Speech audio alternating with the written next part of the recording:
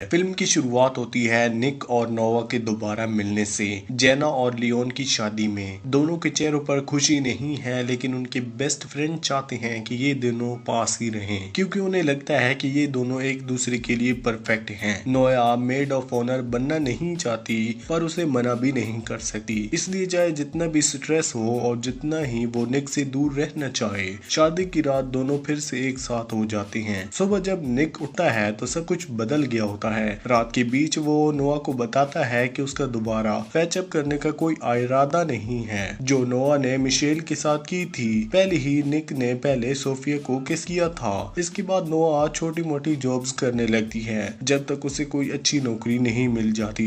दूसरी तरफ निक London office में अपने ही स्टाइल में काम करता है। कंपनी की हालत कुछ खास नहीं चल रही होती और निक के नए आइडियाज भी काम नहीं कर रहे थे। लोग कंपनी के खिलाफ प्रोटेस्ट कर रहे हैं और कोई विलियम निक के फादर और नोआ के स्टेप डैड को मारने की कोशिश भी करता है। निक फिल्म है कि वो सब कुछ बदल कर रहेगा। नोआ को एक नया टच कंपनी में जॉब मिलती है जिसे चला रहा होता है साइमन, वही बंदा जो इबिजा के फाइट में भी मिली थी। उस वक्त साइमन ने उसे डेट पर चलने को बोला था, पर नोआ ने उसे मना कर दिया। अब जब दोनों एक ही जगह काम कर रहे हैं और नोआ निक से आगे बढ़ने की कोशिश कर रही है, तो वो साइमन को एक चांस देना चाहती है। धीरे धीरे इसी दौरान अपनी कंपनी की इमेज बचाने के लिए निक सोफिया से कहता है कि उन्हें सबके सामने ये दिखाना चाहिए कि वो सीरियस रिलेशनशिप में हैं। पर बात तब उल्टी हो जाती है जब निक साइमन की कंपनी से ही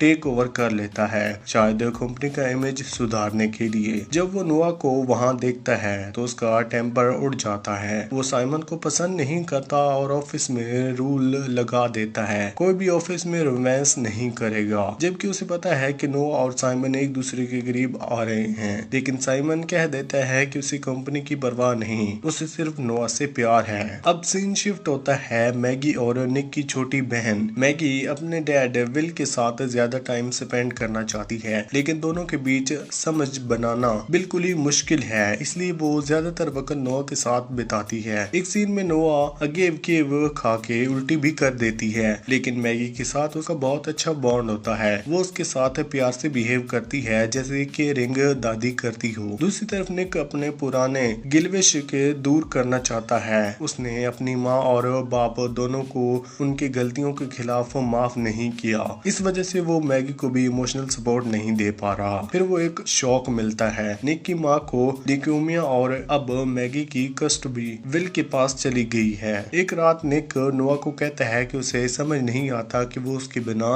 कैसे रहे, तुम मेरी आदत बन गए हो। वो कहता है कि उस इमोशनल मोमेंट में दोनों फिर से एक साथ हो जाते हैं, इस बार उनके लिए, क्योंकि निक अकेला नहीं रहना चाहता। लेकिन सुबह जब नोआ उठती है वो बिना कुछ कहे चली जाती है। बाद में उसे पता चलता है कि वो प्रेग्नेंट है और बच्चा निक का है, शायद शादी वाली रात का रिजल्ट। कुछ दिन बाद एक पार्टी में जहाँ सोफिया और साइमन भी होते हैं, निक दोबारा नोआ को किस करता है और उसे कहता है कि वो उसे छोड़ नहीं सकता। नोआ उसे रोक देती है, कहती है कि उसे आराम चाहिए। निक उसे घर छोड़ देता है। सोफिया इरिटेट हो जाती है, जबकि साइमन इतना ड्रंक होता है कि कुछ फर्क ही नहीं पड़ता। अब नोआ विजिबली प्रेग्नेंट लग रही होती है, पर समहाउ किसी को पता नहीं चलता। वो निक से कहती है कि वो सोफिया से शादी करके खुश रहेगी और सोफिया उसके बच्चों की अच्छी माँ बनेगी। निक उसे कहता है तुम और भी अच्छी माँ होती, पर नोआ जवाब देती है मैं कैसे तुम्हारे बच्चों की माँ बन सकती हूँ जब तुम मुझे माफी नहीं कर पाते।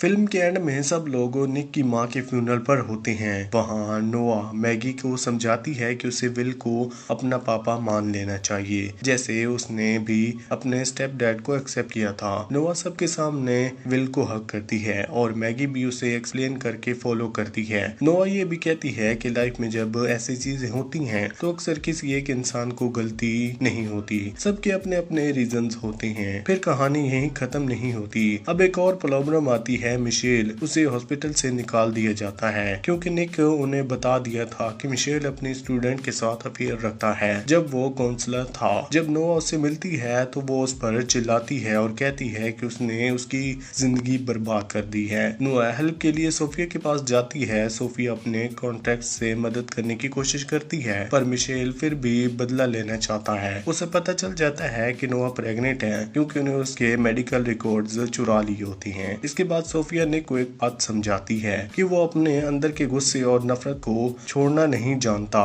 वो कहती है कि उसके आसपास के लोग माफ करने सीख गए हैं, बस वो खुद ही जो पुरानी बातें पकड़ के बैठी है। वो ये भी कहती है कि नोआ एक ऐसी लड़की थी जो हमेशा उसके साथ थी, पर उसने उसे भी दूर कर दिया।